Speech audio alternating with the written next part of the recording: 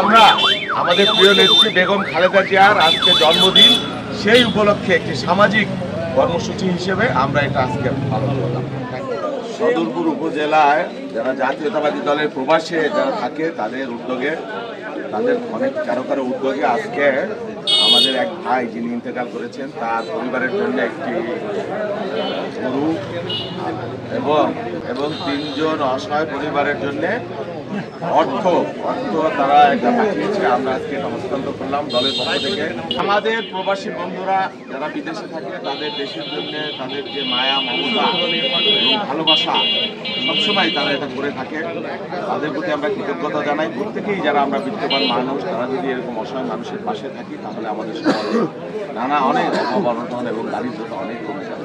সকলকে যারা এই আয়োজন করেছে তাদেরকে প্রবাসে আওলাদ আর সোহান এরা সহ যারা এখানে অবদান রেখেছে প্রত্যেককে আমরা দলের পক্ষ থেকে আন্তরিক ধন্যবাদ জানাই, কৃতজ্ঞতা জানাই এবং তাদের প্রতি অনুরোধ করব, তাদের প্রতিনিধি আমাদের ফারুক এখানে আছে, তাদের আমরা অনুরোধ করব তারা এই ধরনের কাজ